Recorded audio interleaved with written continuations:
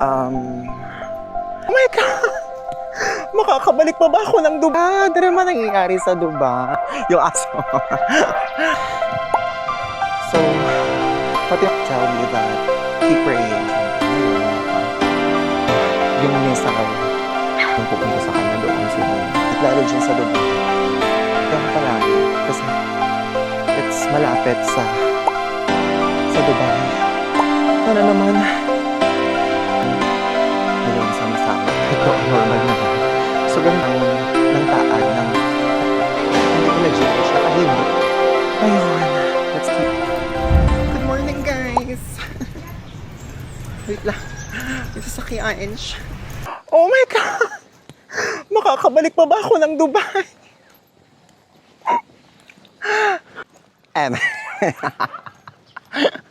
Oh my God! Ano naman nangyayari sa Dubai?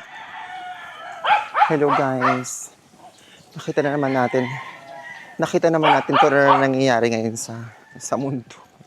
Ang gulo-gulo. Ay ba? Timek! Yung aso.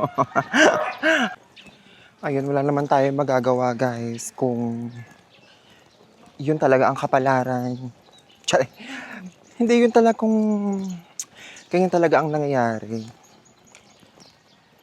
Talagang wala tayong magagawa. All we want to do is to keep pray. English na naman.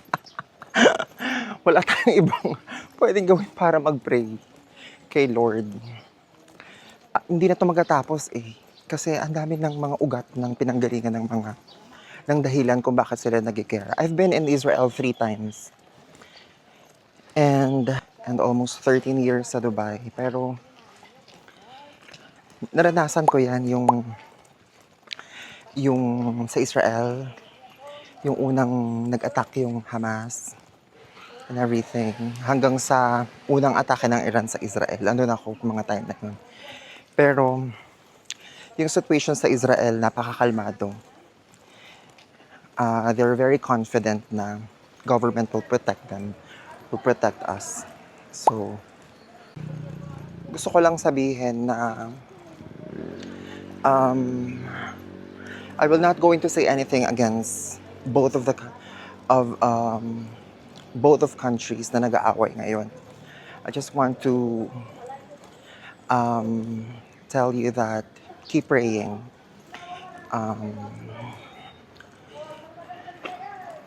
Walang imposible sa prayer.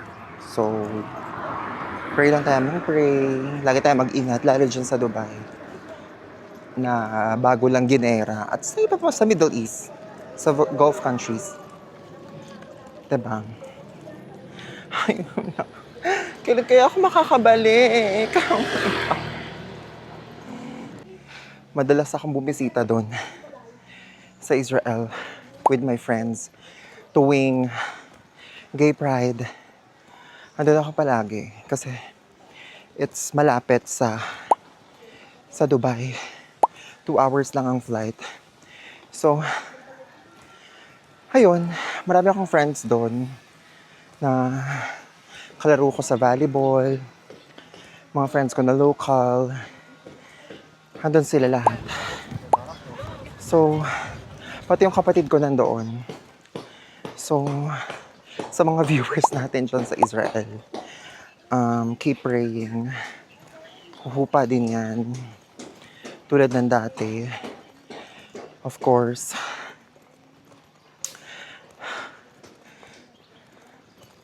Tapos sa mga kababayan natin sa Dubai, mag-ingat kayo. Mga friends ko, yung bahay ko doon sa Al Safa, malapit sa Burj Khalifa. Oh my God. Sana naman, Diyos ko Lord, protect them. I actually prayed for them nung last Sunday, March 1. Kasi, yun yung start na naggera sila March 1. Pero before pala nagigera na yan, naranasan ko yan guys, yung magtago sa shelter sa Israel, sa Tel Aviv. I was in Tel Aviv at that time na nag-announce ang Iran na magta-travel yung missile ng 9 hours. Hindi ko alam kung Iran ang nagsabi. Ingay! Charot. Hindi ko alam kung parang Iran ata o parang nagsabi din sila. Tapos sinabi ng government ng Israel na the missile will take time. Will will reach parang maximum 9 hours. So we have to So kailangan naman mag-prepare. So ayun. Bago pa lang dumating yung missile sa radar ng Israel. Ano ba? Hoy! Hoy! Hinabol ako. Hinabol ako ng aso. Galit na galit yung aso, dahil. Anong tawag dito? So yun guys, ginera ako ng mga aso. So yun, bago pa lang dumating yung bomba sa vicinity ng Israel, ng bansa ng Israel, ng radar. Makita pa lang din ng radar, mag-a-alarm na. So you have 5 minutes ata bago ka makarating sa shelter. So sobrang daming bomb shelter sa Israel. Kada building, ayun, sama-sama. Ganun. Nakakatakot, pero pa-relax man doon, hindi siya masyadong hindi aligagaya yung mga tao. Alam ng tao, sanay na yung tao. Parang earthquake sa Japan. Yung earthquake doon, normal na lang. So, ganun din sa Israel, normal na lang din sa kanila. Ayun. Pero never kong na experience yung pagbomba sa Dubai. Never ever. Buti na lang dito ako sa Philippines. So you don't have to worry kasi they prepared for a decade, sabi nga ng kanilang mga officials. Kung makita niyo sa post ko sa Facebook, na pinaghandaan talaga nila ng bonggang-bongga yan. Noon pa, kung gagirahin sila. So meron silang tinatawag na ayun nga, meron silang ang UAE nag-invest yan invested in TAAD. THAAD. Kung ang Israel, meron silang tinatawag na Iron Dome, meron ka Iron Beam. Ang Dubai, meron ding tawag na TAAD. THAAD, yun yung pansalag nila sa mga ballistic missiles na sobrang lalaki. Parang ga-building na missiles. So ayun. Tapos sinasabi pa nila na ano yung mga sumasabog, ganyan, hindi siya bumababa. Siguro mga 95% lang yung mga nasasalag, 5% yung mga bumababa. Yung ibang mga sumasabog na nakikita natin sa Dubai, yun yung mga debris na sumabog na sa taas, na sinalo na ng taad di ba? Bongga. So ayun guys. Oh my God! Outfit check muna tayo.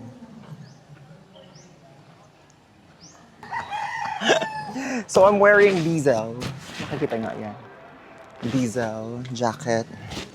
My top is from Calvin Klein. Of course, my pants, I bought it in Israel ito. Hindi ko kasi maintindihan, naka-Jewish something yung, Jewish ba tawag doon? Basta Jewish yung pagkakasulat niya. Huh? Jewish ba? Hindi Jewish, hindi pala Jewish, naka-Hebrew. Naka-Hebrew siya, yung tatak, hindi ko maintindihan eh. And then my shoes is from New Balance, and my bag is always from Gucci. Ganon. So guys, disclaimer lang, itong video na to hindi para panigan kung sino ang tama o mali. Ang video na to hindi para kalkalin kung ano man ang mga history ng mga kamalian ng bawat isa. Ang video na to is to give my opinion, to spread love, and to give, of course, prayer. Gusto ko lang sabihin na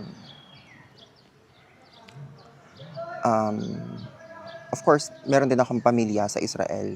Si kuya, mga kaibigan ko. Sa Dubai, may mga kaibigan din ako na matagal ko na pamilya ko na talaga. So, I created this video para sabihin sa kanila na mag-ingat kayo. Andito lang kami para to pray. Uhupa rin ang lahat. Babalik din sa normal ng lahat. So, soon, makakabalik tayo ng Dubai para bumisita, ng Israel para bumisita. Ayun, let's keep praying for peace. Diba guys? Ganun lang naman eh. Update tayo kay kuya. He's working as a caregiver. So, inaalagaan niya dun yung matanda na doktor. So, yun nga, ina-update niya kami parati. Nung 28 pa siya nag-update nun before. Nag-start nun eh. Not mistaken. 28, nagsabi siya sa amin. Nandito kami sa bomb shelter. Nagulat na kami. Tapos parang dinadadma lang namin kasi alam naman namin na normal lang yun sa Israel. Tapos yun, for now, okay naman siya actually. Tapos yun nga, may nabalitaan nung isang araw na may namatay na caregiver, kaya nag-worried kami sa Tel Aviv. Hindi ko alam kung paano siya namatay, pero namatay siya siguro dahil sa bomba. The nurse killed by Iranian missile while caring for elderly patient. So si kuya din, nurse din siya doon ng isang doktor. So ayan, kasi siya sa akin ng mga video na nito daw sila hindi ko na lang papakita yung mga mukha kasi for their privacy purposes. For their privacy din, syempre, di ba? Tapos di raw sinasabi niya hindi daw siya nakakatulog. Buti nakatulog naman, wala na akong masyadong tulog kahapon kasi sunod-sunod. So pinapakita niya sa amin yung mga, itong picture na to yung ganito dito. Anong tawag dito? Itong picture na to yung nakikita nyo yung mga yan, yung mga red na yan, yan yung red na yan, yan yung mga missile na tumama sa buong Israel. So before ito pa lang. Tapos ngayon ayan na. School Lord. Sa bomba. Tapos nag-update siya, tapos na bumalik na ulit kami. Ganun na, lagi niyang ina-update kasi hindi natin alam kung ano pwede mangyari sa kanya. Sinong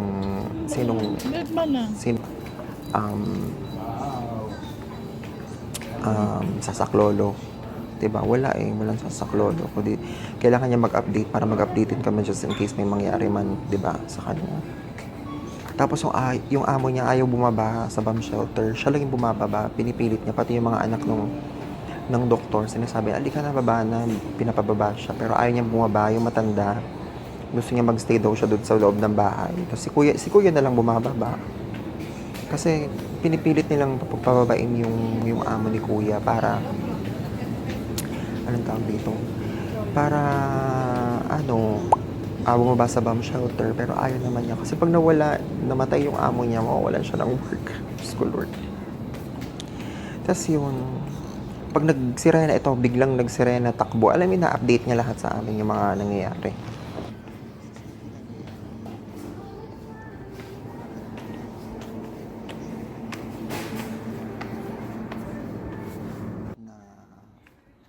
Na palabas na missile yan, sobrang dami nilang binigyan ng missile. Takbo.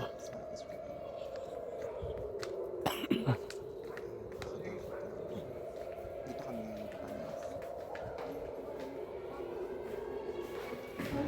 Papanils kami sa Sunday.